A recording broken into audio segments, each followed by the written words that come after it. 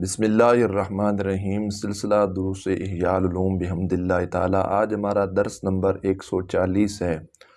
139 دروس بحمد اللہ ہمارے مکمل ہو چکے۔ ہمارا جو باب چل رہا تھا، جس متعلق ہم بیان کر رہے تھے، وہ تھا قیام اللیل، رات کو عبادت و ریاضت کرنا۔ اس کے کچھ ظاہری شرائط کو ہم نے پچھلے درس کے اندر بیان کیا۔ آج ہم کچھ باطنی شرائط کو بیان کریں گے کہ یہ شرائط اگر ہمارے اندر پائی گئیں تو رات کا جو قیام ہوگا وہ آسان ہو جائے گا، رات کو جاگنا بھی آسان ہوگا، رات کو سجدہ کرنا، عبادت ریاضت، قرآن پاک کی تلاوت کرنا، اپنے نفس کا محاسبہ کرنا، یہ سب کچھ ممکن اور آسان ہو جائے گا۔ پہلی چیز جو صوفیاء نے ذکر کی کہ مسلمان کے بارے میں کینہ، مطلب دل کے اندر گندگی اور بغض، اس سے ہمارے دل کا صاف ہونا۔ جب دل کے اندر مسلمان کے بارے میں یہ چیزیں رہیں گی تو رات کا قیام مشکل اور اوکھا بن جائے گا۔ فرماتے ہیں دنیا کے تصورات اور فضول خیالات سے اپنے دل کو صاف کر لینا۔ جب یہ چیزیں ہمارے قلب کے اندر رہیں گی تو پھر بھی رات کا جو قیام ہے وہ ناممکن ہو جائے گا۔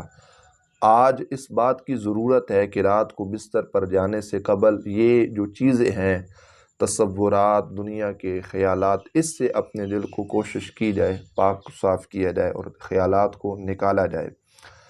اسی طرح فرماتے ہیں کہ دوسری جو چیز ہے وہ ہے امید کم ہو اور دل پر خوف طاری ہو۔ اللہ رب العزت جل جلالہ کا خوف دل کے اندر ڈالنا، اس سے آسان ہو جائے گا رات کا قیام کرنا۔ آخرت کے لحاظ سے ایک پریشانیاں ہو کہ مرنا ہے، مرنے کے بعد اللہ رب العزت کی بارگاہ کے اندر جانا ہے، پیش ہونا ہے، زندگی کی ساعتوں کا حساب دینا ہے، تو یہ ایک سوچ انسان کے دل کے اندر ہونی چاہیے۔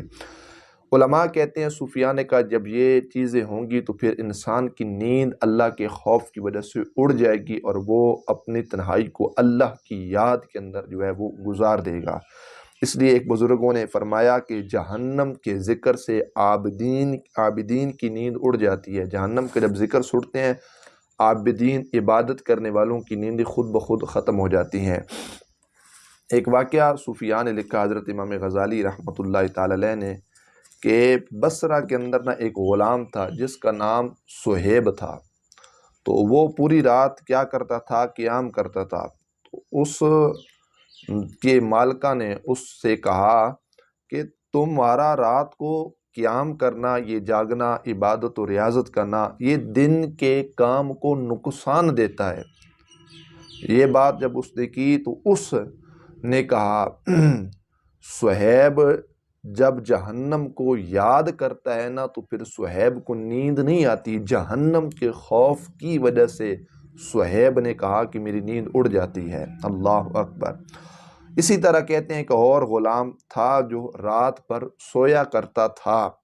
جب اسے یہ بات کہی گئی تو اس نے جواب دیا، جب مجھے جہنم کا خیال آتا ہے، تصور کرتا ہوں تو میرا خوف بڑھ جاتا ہے، اور جب جنت کو یاد کرتا ہوں تو شوق کے باعث سونے پر میں قادر نہیں رہتا۔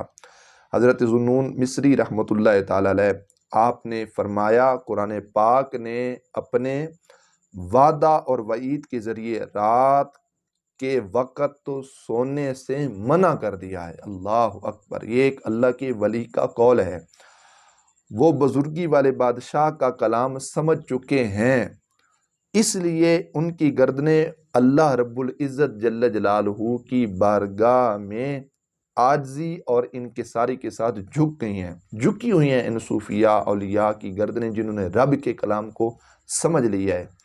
اللہ اکبر۔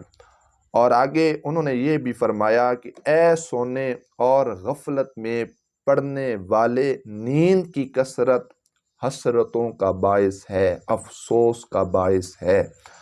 بے شک قبر میں جانے کے بعد بہت لمبی نیند ہوگی اور تمہارے لیے ایک بچھونا تیار کیا جائے گا قبر کے اندر، وہ تمہارے گناہوں کے اعتبار سے ہو یا نیکیوں کے حساب سے ہو۔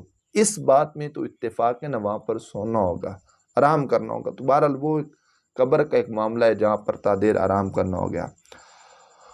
آگے صوفیہ کہتے ہیں کیا تو رات کو ملک الموت سے بے خوف ہے کہ جب انسان گناہوں کا بدن لے کر بستر پر جاتا ہے تو کیا وہ ڈرتا نہیں کہ رات کو ملک الموت آ کر کہیں میری روح کو قبض نہ کر لے اور مجھے توبہ تک کا موقع نہ دے؟ اللہ اکبر۔ حضرت ابن مبارک رحمۃ اللہ تعالی علیہ فرماتے ہیں جب رات تاریک ہوتی ہے تو وہ محنت عبادت میں لگ جاتے ہیں حتیٰ کہ صبح جو ہے وہ روشن ہو جاتی ہے، تو وہ حالت رکوع میں ہوتے ہیں۔ خوف نے ان لوگوں کی مطلب رب کے اولیاء کی صوفیاء کی نیندوں کو ختم کر دیا ہے، نیندوں کو اڑا دیا ہے۔ اللہ اکبر۔ تیسری جو چیز ہے باطنی لحاظ سے، شرائط کے لحاظ سے، وہ یہ چیز ہے کہ آیات قرآنیہ، احادیث مبارکہ اور اقوال آثار کے ذریعے قیام اللیل کی فضیلت کو سنا جائے، پڑھا جائے، دل کے اندر ایک جذبہ پیدا ہوگا۔ احادیث کو جب ہم پڑھیں گے، آثار کو، اقوال کو، قرآن پاک کی آیات بینات کو، تو ایک جذبہ پیدا ہوگا عبادت کے لحاظ سے۔ تو یہ ایک حل ہے باطنی لحاظ سے، مطالعہ کرنا ان چیزوں کے متعلق، اس ٹاپک پر، اس سے ایک جذبہ پیدا ہوگا قیام اللیل کا۔ اللہ اکبر۔ اور آگے ایک حکایت میں یہ ہے کہ ایک نیک شخص جہاد سے واپس آیا تو اس کی بیوی نے اس کے لیے بستر کو تیار کیا، تو رات گھر آیا تو بجائے کہ بستر پہ آرام کرتا وہ شخص مسجد چلا گیا، عبادت نوافل کے اندر مصروف و مشغول ہو گیا۔ تو اس کی بیوی نے کہا جی میں اتنے عرصے بعد آپ جہاد سے واپس آئے تو میں آپ کی منتظر تھی، انتظار میں تھی، اور آپ مسجد کی طرف چلے گیا۔ تو اس شخص نے بڑا خوبصورت جواب دیا، اس نے کہا اللہ کی قسم میں پوری رات جنت کی حور کے بارے میں سوچتا رہا ہوں، اللہ اکبر، اور اپنی بیوی اور گھر کو بھول گیا ہوں، اس واسطے میں نے ساری رات اللہ کی عبادت کے اندر گزار دی ہے۔ تو یہ شوق جنت اور آخرت کی نعمتوں کا شوق اور خوف خدا اور جہنم سے خوف، یہ وہ چیزیں ہیں جو انسان کو دنیا کے مشاغل سے نکال کر اللہ رب العزت جل جلالہ کی عبادت میں کھڑا کر سکتی ہیں۔ رات کا قیام کا جذبہ ان چیزوں سے بھی پیدا ہوتا ہے۔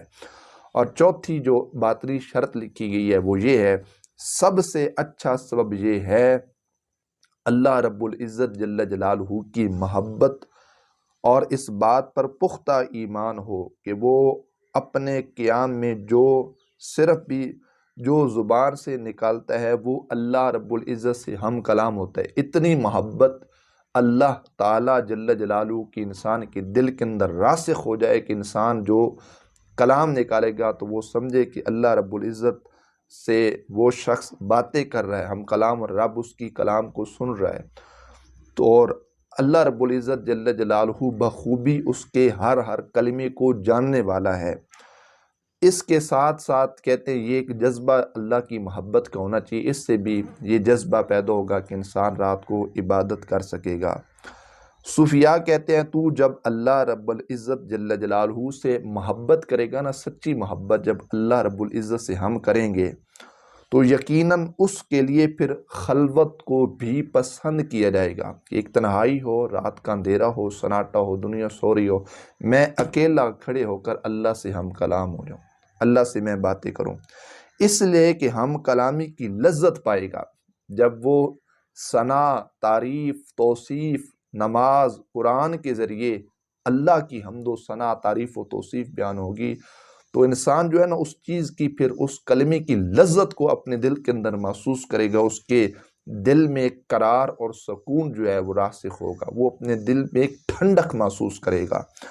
اللہ اکبر۔ کہتے ہیں یہ جو لذت ہے نا یہ طویل قیام کی طرف رغبت دے گی کہ انسان کا قیام لمبا ہوتا چلا جائے گا، لہٰذا اس لذت کو کچھ بعید نہیں کہ اس پر عقل بھی ہماری گواہ ہے اور ہماری نقل و حرکت بھی ان چیزوں پر کیا ہوگی؟ گواہ ہوگی۔ کہتے ہیں جہاں تک عقل کا تعلق ہے تو اس شخص کو دیکھنا چاہیے جو کسی کے حسن کی وجہ سے اس سے محبت کرتا ہے، یا اس کے انعام اکرام کی وجہ سے اس سے محبت کرتا ہے، یا پھر اس کے مال کی وجہ سے اس سے محبت کرتا ہے، تو وہ کس طرح اس کے ساتھ رہنے اور گفتگو میں لذت کو حاصل کرتا ہے۔ یہ ایک دنیا کی مجازی محبتوں کی صوفیاء نے ایک مثال دی ہے۔ حتیٰ کہ اس شخص کو رات بھر نیند نہیں آتی جو کسی سے مال، جان، حسن، انعام و اکرام کے لیے محبت کرتا ہے تو اس شخص کو رات بھر نیند نہیں آتی۔ اگر تم کہو کہ خوبصورت لوگوں کو دیکھنے سے لذت حاصل ہوتی ہے تو اللہ رب العزت تو نظر نہیں آتا، تو پھر یہ لذت رات کے قیام میں کیسے نصیب ہوگی؟ باقی جو دنیا کی محبتیں ہیں وہاں تو محبوب نظر آتا ہے۔ تو صوفیاء کہتے ہیں جان لو اگر خوبصورت محبوب پردے کے پیچھے بھی موجود ہو اور تاریک مکان، اگر تو تاریک مکان میں ہو تو محبت کو اس کی ہمسائیگی سے بھی تو لذت حاصل کرے گا کہ محبوب اگرچہ نہ دیکھے بیچ میں پردہ ہو، لیکن جب محبوب سے کلام کیا جائے گا، محبوب کو نہیں دیکھا جائے گا، تب بھی محبت کی لذت حاصل ہوگی۔ اگرچہ رب کو ہم بظاہر دنیا کے لحاظ سے اس کو دیکھ تو نہیں سکتے کہ رات کی خلوت ہے، لیکن جب ہم کلام کریں گے تو وہ لذت ہمیں ایسی نصیب ہوگی کہ وہ لذت دنیا کی کسی لذت اور محبت میں وہ لذت نصیب نہیں ہوگی جو حقیقی لذت جو ہے، حقیقی محبت اللہ رب العزت جل جلالہ کی محبت میں انسان مستغرق ہو کر اس لذت کو حاصل کرے گا۔ اسی طرح اور بھی صوفیاء نے باتیں ذکر کی۔ ایک قول نقل کیا گیا، حضرت علی رحمۃ اللہ تعالی علیہ فرماتے ہیں میں 40 سال سے مجھے صبح کی آمد نے جتنا غمگین کیا ہے اتنا کسی دوسری بات نے غمگین نہیں کیا۔ 40 سال سے بس یہ ایک بات کا غم ہے کہ صبح ہو جائے گی، طلوع ہو جائے گا سورج، رات کی یہ جو لذت ہے، بہاریں ہے، عبادت کا جو ایک معیار ہے، عبادت کی لذت ہے، وہ ختم ہو جائے گی۔ اور حضرت فضیل بن عیاض علیہ رحمہ فرماتے ہیں جب سورج غروب ہوتا ہے تو میں اندھیرے پر خوش ہوتا ہوں کیونکہ اب مجھے اپنے رب کے ساتھ خلوت کا موقع ملتا ہے، اللہ رب العزت کے ساتھ کلام کرنے کا، عبادت کرنے کا ایک موقع ملتا ہے۔ جب صبح ہوتی ہے تو حضرت فضیل بن عیاض کہتے ہیں میں غمگین ہو جاتا ہوں کیونکہ لوگ جو ہیں دنیا دار وہ میرے پاس آنا شروع کر دیتے ہیں۔ حضرت ابو سلیمان علیہ رحمہ فرماتے ہیں میں رات کو قیام کرنے والے کھیل کود والوں کی نسبت زیادہ لذت پاتے ہیں، بنسبت رات کو جو قیام کرتے ہیں ان کو زیادہ لذت نصیب ہوتی ہے۔ اگر رات نہ ہوتی، حضرت سلیمان کہتے ہیں میں دنیا میں رہنا بھی پسند نہ کرتا۔ تو یہ ایک عظیم جذبہ تھا صوفیاء کے اندر۔ انہوں نے فرمایا اگر رات کو قیام کرنے والوں کو اللہ رب العزت جل جلالہ ثواب کی بجائے صرف یہ لذت عطا فرما دے تو انہیں یہ زیادہ پسند ہوگی۔ بعض اولیاء، صوفیاء، علماء نے فرمایا دنیا میں کوئی ایسا وقت نہیں جو جتنی نعمتوں کے مشابہ ہو، البتہ جو لوگ رات کو عاجزی انکساری کرتے ہیں وہ مناجات کی حلاوت کو اپنے سینوں کے اندر ضرور محسوس فرماتے ہیں۔ ایک بزرگ ان کا قول ہے کہ دنیا کی لذات سے صرف 3 چیزیں جو ہیں وہ باقی رہ گئی ہیں۔ رات کا قیام ایک لذت ہے، مسلمان بھائیوں سے ملاقات کرنا اور نماز کو جماعت کے ساتھ ادا کرنا۔ بعض عارفین نے فرمایا اللہ تبارک و تعالی سحری کے وقت شب بیداری کرنے والوں کے دلوں کو دیکھتا ہے اور پھر ان کے دلوں کو اللہ رب العزت اپنے نور سے بھر دیتا ہے۔ اللہ اکبر۔ تو فوائد ان کے دلوں پر لوٹتے ہیں، ان کے دل روشن، منور، پاکیزہ، مطہر ہو جاتے ہیں۔ اللہ اکبر۔ بعض علماء نے یہ فرمایا کہ اللہ رب العزت نے بعض صدیقین کی طرف یہ وحی بھیجی، اللہ فرماتا ہے میرے کچھ بندے ایسے ہیں جن سے میں محبت کرتا ہوں تو وہ مجھ سے محبت کرتے ہیں، وہ میرے مشتاق ہیں، میں ان کا مشتاق ہوں، وہ مجھے یاد کرتے ہیں، میں ان کو یاد کرتا ہوں، وہ میری زیارت کرتے ہیں، میں ان کو دیکھتا ہوں۔ اگر تو ان کے راستوں پر چلے تو میں تجھ سے محبت، اگر تو ان کے راستوں پر چلے تو اللہ کہتے ہیں میں تجھ سے محبت کروں گا، اگر تو ان سے روگردانی کرے تو میں تجھ پر ناراض ہوں گا۔ انہوں نے عرض کی اے رب ان کی علامات کیا ہیں، وہ کون سے تیرے بندے ہیں جن کا یہ مقام اور مرتبہ ہے؟ فرمایا اللہ نے کہ وہ دن کے وقت سایوں کو دیکھتے ہیں جس طرح چرواہا اپنی بکریوں کی نگرانی کرتا ہے، وہ سورج کے غروب ہونے کی طرف اس طرح لپکتے ہیں جس طرح پرندے اپنے گھونسلوں کی طرف جاتے ہیں۔ جب ان پر رات کی تاریکی چھا جاتی ہے، ان پر اندھیرا ہو جاتا ہے، تو ہر محب اپنے محبوب کے پاس چلا جاتا ہے، تو وہ میرے لیے اپنے پاؤں پر کھڑے ہو کر رات کی عبادت کے اندر مصروف اور مشغول ہو جاتے ہیں۔ اللہ اکبر۔ میرے کلام کے ذریعے مجھ سے اللہ فرماتے ہیں گفتگو کرتے ہیں، قرآن کے ذریعے، کلام کے ذریعے، حمد و ثنا، تعریف و توصیف کے ذریعے اللہ کہتے ہیں وہ لوگ مجھ سے گفتگو کرتے ہیں، میرے انعام کے ذریعے میرے سامنے انکساری کرتے ہیں، عاجزی کرتے ہیں، ان میں کوئی روتا ہے، کوئی آہیں بھرتا ہے، کوئی عرض گزار کرتا ہے۔ اللہ اکبر۔ یہ ساری باتیں اللہ رب العزت جل جلالہ ارشاد فرماتا ہے، اللہ کہتا ہے پھر میں ان کو یہ عطیہ دوں گا کہ میں ان کے دلوں کے اندر اپنا نور ڈالوں گا، ان کے دلوں کو اللہ فرماتا ہے میں روشن کر دوں گا، منور کر دوں گا، پاک صاف کر دوں گا۔ اللہ اکبر۔ اور دوسرا ایک روایت میں یہ ہے کہ اگر ساتوں آسمان ساتوں زمین جو کچھ ان کے درمیان ہے ان کے مقابل میں ہو تو میں اللہ کہتے ہیں ان چیزوں کو کم سمجھوں گا۔ اللہ اکبر۔ تو یہ ایک خاص اللہ رب العزت جل جلالہ کی طرف سے مقام اور مرتبہ ان کو ملتا ہے۔ حضرت جابر بن عبداللہ کہتے ہیں رسول اللہ علیہ السلام نے ارشاد فرمایا رات میں ایک ایسی سات ہوتی ہے اگر کسی مسلمان کے موافق ہو جائے، اس میں اللہ سے بھلائی کا سوال کرے تو اللہ رب العزت جل جلالہ اسے ضرور وہ بھلائیاں عطا فرماتا ہے۔ اللہ اکبر۔ حضرت مالک بن دینار علیہ رحمہ فرماتے ہیں جب بندہ رات کو کھڑے ہو کر اللہ کی عبادت کرتا ہے، اس کی بارگاہ میں قیام کرتا ہے تو اللہ رب العزت اس کے قریب ہوتا ہے اور اللہ رب العزت اس شخص کو اپنے خاص قرب عطا فرماتے ہیں۔ اللہ تعالیٰ عمل کی توفیق نصیب فرمائے۔ اللہ رب العزت ہمیں بزرگان دین کی تعلیمات پر عمل کی توفیق نصیب فرمائے۔ ان بزرگان دین صوفیاء کا اللہ ہمیں فیضان عطا فرمائے۔ حضرت سیدنا امام غزالی علیہ رحمہ کی قبر انور پر اللہ اپنی کروڑوں رحمت و برکتوں کا نزول فرمائے اور آپ کی نظر کرم ہم پر فرمائے اور آپ کے علمی روحانی فیوز و برکات سے اللہ ہم سب کی سینوں کو مستفیض فرمائے۔ وآخر دعوانا ان الحمد للہ رب العالمین۔